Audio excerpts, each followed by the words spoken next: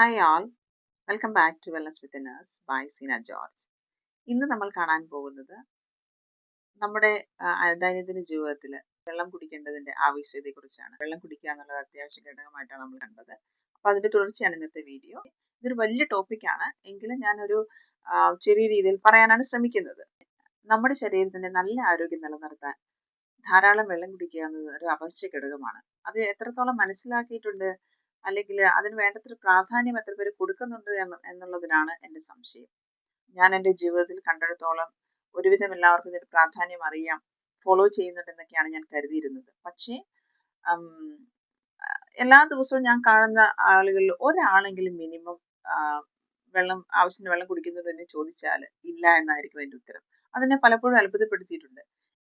Even medical ഫീൽഡിൽ work ചെയ്യുന്നവർ, അല്ലെങ്കിൽ ഇതിനെപ്പറ്റി ആവശ്യത്തിന് ധാരണയുള്ളവർ പോലും ഇതിന് വേണ്ടത്ര പ്രാധാന്യം കൊടുക്കുന്നില്ല എന്നാണ് ദുഃഖകരമായ സത്യം.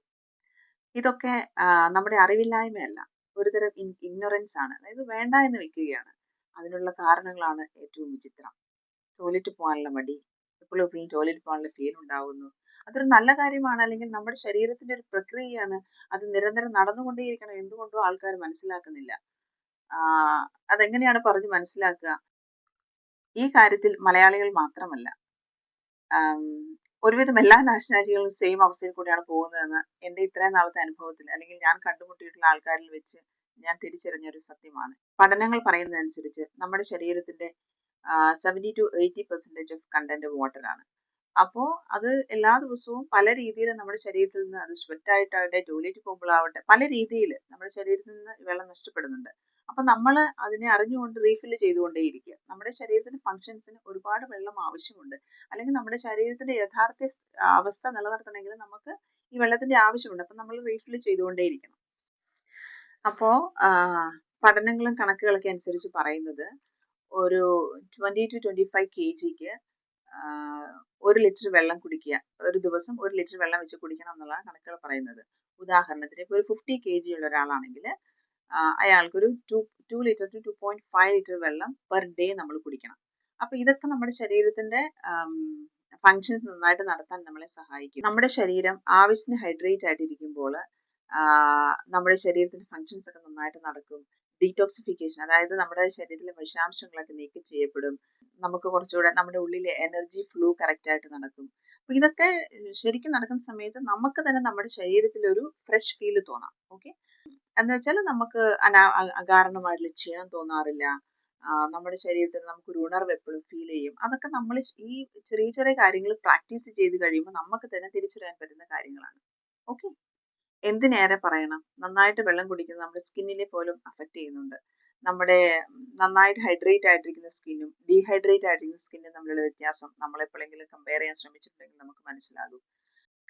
ഇനി വെള്ളത്തിന്റെ അളവ് ശരീരത്തിൽ കുറയുന്നതനുസരിച്ചുണ്ടാകുന്ന ചില കാര്യങ്ങൾ: കാരണമില്ലാത്ത ക്ഷീണം, തലവേദന, സ്കിൻ ഡ്രൈനെസ്, ഫറ്റീഗ് എന്ന് പറഞ്ഞാൽ ഇതുപോലെ തന്നെയാണ്, ഒന്നിനൊരു ഉണർവില്ലാത്ത അവസ്ഥ, ഒരു ക്ഷീണം, എപ്പോഴും ഒരു ക്ഷീണം തോന്നുന്ന അവസ്ഥ. ഇതൊക്കെ ശരീരത്തിൽ വെള്ളത്തിന്റെ അംശം കുറയുമ്പോൾ ഉണ്ടാകുന്ന കാര്യങ്ങളാണ്. ശരിക്കും പറഞ്ഞാൽ നമ്മുടെ ശരീരത്തിൽ ഒരുപാട് അവയവങ്ങളുണ്ട്. നമ്മളൊന്നും ഇതിനെപ്പറ്റി എല്ലാ ദിവസവും എല്ലാ മിനിറ്റൊന്നും നമ്മൾ അവെയർ ആവുന്നില്ല. പക്ഷെ നമ്മുടെ ശരീരത്തെ പറ്റി എപ്പോഴും അവെയർ ആവുന്ന ഒരു അവയവമാണ് ഹൃദയം. ഹൃദയം ഇങ്ങനെ നമ്മൾ അറിയാതെ നമ്മുടെ അകത്തിരുന്ന് ഇങ്ങനെ ഹൃദയമിടിപ്പുകൾ നടക്കുന്നുണ്ട്, ഹൃദയം ബീറ്റ് ചെയ്തുകൊണ്ടേ ഇരിക്കുന്നുണ്ട്. അപ്പൊ അങ്ങനെ ഒരുപാട് ഫങ്ഷൻസ്, എല്ലാ അവയവങ്ങളും അതിൻ്റെതായ ഫങ്ഷൻസ് ഇടതടവില്ലാതെ നടന്നുകൊണ്ടിരിക്കുന്നു. അതിനെ നമ്മൾ സപ്പോർട്ട് ചെയ്യേണ്ടത്, നമ്മൾ അതിന് ആവശ്യമായ ഊർജ്ജം കൊടുക്കുക, എനർജി കൊടുക്കുക എന്നുള്ളതാണ്. ഇതിനൊക്കെ ഒരു പരിധി വരെ വെള്ളം കുടിക്കുന്നത് വളരെ അത്യന്താപേക്ഷിതമാണ് എന്ന് നമ്മൾ തിരിച്ചറിയേണ്ട സമയം അതിക്രമിച്ചിരിക്കുന്നു. ഓക്കെ, അപ്പൊ ഞാൻ പറഞ്ഞു വരുന്നത്, നമ്മുടെ ശരീരത്തിന് ഉണർവ് അല്ലെങ്കിൽ ഊർജ്ജം നൽകുന്നത് ഭക്ഷണത്തിൽ നിന്ന് മാത്രമല്ല, ഒരു പരിധി വരെ അല്ലെങ്കിൽ അതിലേറെ വെള്ളം കുടിക്കുന്നതാണ് ഏറ്റവും പ്രധാനപ്പെട്ട കാര്യമെന്ന് എൻ്റെ എക്സ്പീരിയൻസിൽ നിന്ന്, എൻ്റെ അനുഭവത്തിൽ നിന്ന്, ഞാൻ ഫോളോ ചെയ്യുന്നതുകൊണ്ട് ഞാൻ പറയുകയാണ്. ഇത് താളം തെറ്റിയാൽ നമ്മുടെ ജീവിതത്തിന്റെ അല്ലെങ്കിൽ ശരീരത്തിന്റെ എല്ലാ ഫങ്ഷൻസും താളം തെറ്റും. ഇതൊന്നും ഒറ്റ ദിവസം കൊണ്ട് പ്രാക്ടിക്കൽ ആക്കുക അല്ലെങ്കിൽ ഫോളോ ചെയ്യുക എന്നതൊന്നും നടക്കുന്ന കാര്യമല്ല.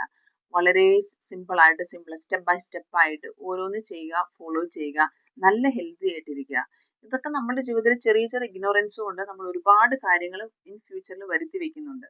ഇന്ന് നമ്മൾ ഹെൽത്തി ആയിട്ട് നടക്കുന്നതുകൊണ്ട് നമുക്ക് വലിയ കുഴപ്പമില്ലാതെ നമ്മൾ നടന്നു പോകുന്നതുകൊണ്ട് നമ്മൾ വിചാരിക്കും നമ്മൾ ഹെൽത്തി ആണ്, ഇതൊക്കെ മതി. നോ, ഇങ്ങനെയല്ല. കുറച്ചുകൂടെ ജീവിതത്തെ കുറിച്ച് സീരിയസ് ആയിട്ട് ചിന്തിക്കണം. വളരെ ചെറുപ്പം പ്രായം മുതൽ ചെറുപ്പത്തിന്റെ ആ ഒരു ഇതിലൊക്കെ നമ്മൾ വളരെ സുഖമായിട്ട് നടക്കും, ഒരു കുഴപ്പം ഉണ്ടാവില്ല. പക്ഷെ ഇതൊക്കെ നമ്മുടെ ഒരു നമ്മളെ ഒരു നമ്മുടെ ശരീരത്തിന്റെ ലോ ലെവലിലേക്കാണ് നമ്മൾ പോകുന്നത്. അപ്പോൾ നമ്മുടെ ശരീരത്തിന്റെ പ്രവർത്തനങ്ങള്, മനസ്സിന്റെ പ്രവർത്തനങ്ങള്, നമ്മുടെ ആരോഗ്യമൊക്കെ മന്ദഗതിയിലാകാതിരിക്കാൻ ആവശ്യത്തിന് വെള്ളം കുടിക്കാൻ ശ്രമിക്കുക.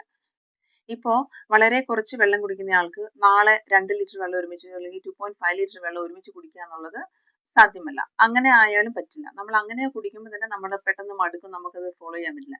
ഇന്നൊരു നിങ്ങൾ 2 ഗ്ലാസ് വെള്ളം കുടിക്കുന്ന ആളാണെങ്കിൽ നാളെ അത് 3 ആക്കുക, അല്ലെങ്കിൽ നാളെ കഴിഞ്ഞത് 4 ആക്കുക. അങ്ങനെ ഗ്രാജുവലി നമുക്കത് ഇൻക്രീസ് ചെയ്ത് നിങ്ങളുടെ എത്രയാണോ വെയിറ്റ് നിങ്ങളുടെ ഒരു കണക്കനുസരിച്ച് 2 to 3 ലിറ്റേഴ്സ് വെള്ളം കുടിക്കാൻ ശ്രമിക്കുക. പിന്നെ വെള്ളം കുടിക്കുമ്പോൾ ഒരു ഗ്ലാസ് വെള്ളം അല്ലെങ്കിൽ ഒരു കുപ്പി വെള്ളം അറ്റ് എ ടൈം കുടിക്കുകയില്ല, അത് സിപ്പായിട്ട് കുടിക്കുക. ഒരു 6 ഗ്ലാസ് വെള്ളം, ഒരു ഗ്ലാസ് വെള്ളമൊക്കെ ഒരു നേരം കുടിച്ച് ഒരു 24 ഹവേഴ്സിന്, അതായത് നമ്മൾ രാവിലെ എണീക്കും മുതൽ രാത്രി കിടക്കുന്നവരെ അത് കംപ്ലീറ്റ് ചെയ്യാൻ ശ്രമിക്കുക.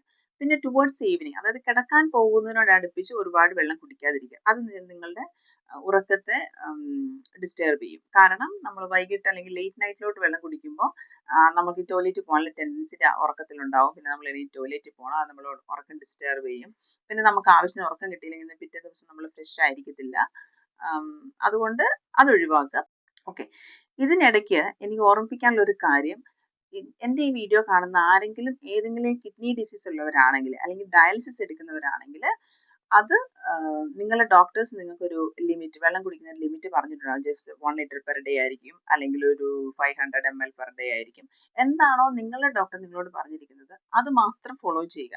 അതുകൊണ്ടാണ് ഞാൻ എപ്പോഴും പറയുന്നത്, എൻ്റെ വീഡിയോസിൽ ഒന്നും മെഡിക്കൽ അഡ്വൈസ് അല്ല, ഇതൊക്കെ ജസ്റ്റ് പ്രാക്ടിക്കലി നമുക്ക് ഫോളോ ഒരു നോർമൽ ഹെൽത്തി പേഴ്സണ് ഫോളോ ചെയ്യാൻ പറ്റുന്ന നല്ല കാര്യങ്ങൾ മാത്രമാണ് പറയുന്നത്. ഏതെങ്കിലും കാര്യത്തിൽ നിങ്ങൾ റെസ്ട്രിക്റ്റഡ് ആണെങ്കിൽ അത് ഫോളോ ചെയ്യരുത്. ഞാൻ ഈ പറയുന്ന കാര്യങ്ങൾ ഇപ്പം ഞാനിന്ന് നിങ്ങളോട് പറഞ്ഞു 2 to 2.5 ലിറ്റർ അല്ലെങ്കിൽ 3 ലിറ്റേഴ്സ് ഓഫ് വാട്ടർ എല്ലാ ദിവസവും കുടിക്കണം എന്ന് പറയുകയാണെങ്കിൽ ഒരു കിഡ്നി ഡിസീസ് ഉള്ള ആൾക്കാർ ശരിയാവില്ല. അപ്പോൾ നിങ്ങളെ ഡോക്ടർ പറഞ്ഞത് ഫോളോ ചെയ്യുക. എൻ്റെ ഈ വീഡിയോസിൽ പറയുന്ന കാര്യങ്ങൾ മെഡിക്കൽ അഡ്വൈസ് ആയിട്ട് ഒരിക്കലും എടുക്കരുതെന്ന് ഞാൻ വീണ്ടും വീണ്ടും ഓർമ്മിപ്പിക്കുകയാണ്. സോ ഇന്നത്തെ വീഡിയോ ഇവിടെ ഞാൻ അവസാനിപ്പിക്കുകയാണ്. അപ്പോൾ എല്ലായ്പ്പോഴത്തെയും പോലെ തന്നെ നിങ്ങളുടെയോ നിങ്ങളുടെ കുടുംബത്തിന്റെ ആരോഗ്യം നിങ്ങൾക്ക് വലുതാണെങ്കിൽ, നിങ്ങൾക്ക് പ്രധാനപ്പെട്ടതായിട്ട് നിങ്ങൾ കാണുന്നുണ്ടെങ്കിൽ do follow me. Thank you for watching. Bye.